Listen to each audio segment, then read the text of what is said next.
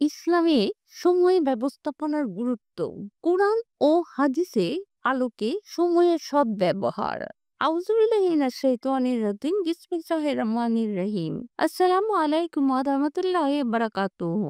আমার শ্রদ্ধাভাজন শ্রোতা ও সুধী মণ্ডলী, আপনাদের আন্তরিক শুভেচ্ছা ও স্বাগত জানাই কুন ফায়াকুন ইউনিটি চ্যানেলে।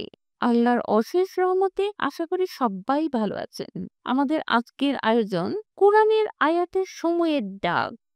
আপনি প্রস্তুত তো? অথবা রাসূল সাল্লাল্লাহু আলাইহি ওয়াসাল্লাম কিভাবে সময়কে গড়েছিলেন জানলে বদলে যাবে জীবন। এই নিয়েই আজকের বিস্তারিত। সময় এটি আল্লাহর দেওয়া সবচেয়ে মূল্যবান নিয়ামত। একবার চলে গেলে আর ফিরে আসে না। কোরআনে আল্লাহ বলেন, সময়ের শপথ, নিশ্চয়ই মানুষ ক্ষতির মধ্যে রয়েছে। সূরা আল আসর আয়াত ১ বা ২। এই আয়াত আমাদের সময়ের গুরুত্ব বুঝিয়ে দেয়। সময়ের অপচয় মানেই জীবনের অপচয়। রাসূল সাল্লাল্লাহু আলাইহি ওয়াসাল্লাম বলেন, দুইটি নিয়ামত আছে যেগুলোর ব্যাপারে অধিকাংশ মানুষ প্রতারিত: স্বাস্থ্য এবং অবসর। বুখারী ৬,৪১২। অর্থাৎ সময় ও সুস্থতা, এই দুই নিয়ামতের সদ্ব্যবহার না করলে আমরা ক্ষতির মুখে পড়ি।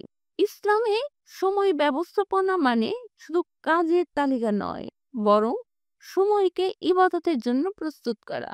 প্রতিদিনের সালাত, রোজা, হজ সবই সময় ভিত্তিক। ইমাম গাজ্জালী বলেন, যে ব্যক্তি তার সময়কে মূল্য দেয় না সে নিজের জীবনের মূল্য বোঝে না।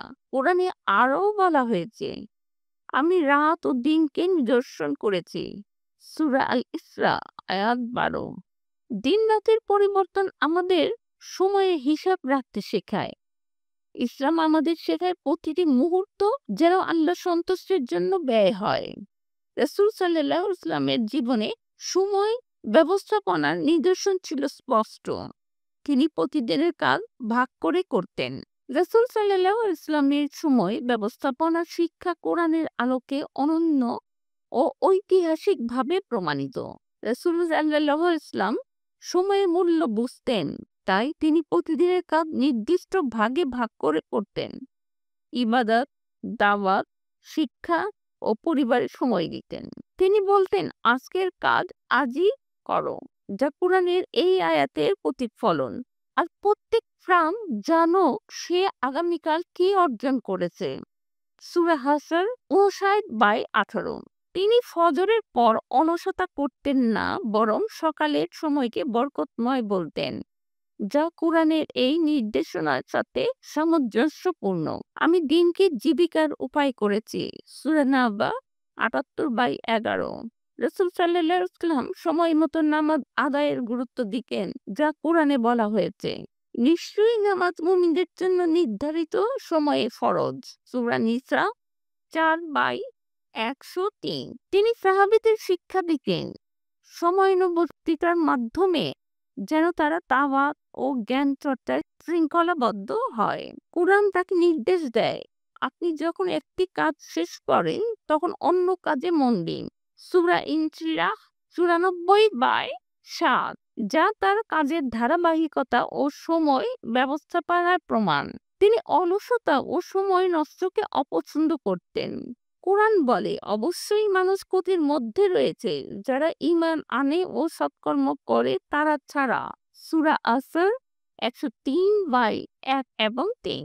তিনি প্রতিটি দিনের জন্য পরিকল্পনা করতেন, যা কোরআনের এই আয়াতের সাথে মিলে যায়।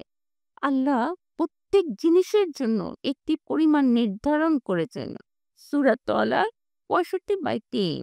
তিনি সময়ের সাক্ষ্যকে গুরুত্ব দিতেন, যেমন কোরআনে আল্লাহ বলেন, শপথ সময়ের, মানুষ অবশ্যই ক্ষতিগ্রস্ত। সূরা আসর ১০৩/১। রাসূল সাল্লাল্লাহু আলাইহি ওয়াসাল্লামের জীবন ছিল কোরআনের জীবন্ত প্রতিফলন। আয়েশা রাদিয়াল্লাহু তাআলা আনহা বলেন, তার চরিত্র ছিল কোরআন। সহিহ মুসলিম ৫১২। আমরা যদি সময়কে পরিকল্পিতভাবে ব্যবহার করি তাহলে দুনিয়া ও আখিরাতে সফলতা অর্জন সম্ভব। সময় ব্যবস্থাপনা মানে জীবনকে গঠন করা, অলসতা নয়। প্রতিটি মুসলমানের উচিত সময়কে আল্লাহর দেওয়া আমানত হিসেবে দেখা। সময়কে পরিকল্পিতভাবে ব্যবহার করা। আমরা ইবাদত, শিক্ষা, পরিবার ও সমাজ উন্নতি করতে পারি।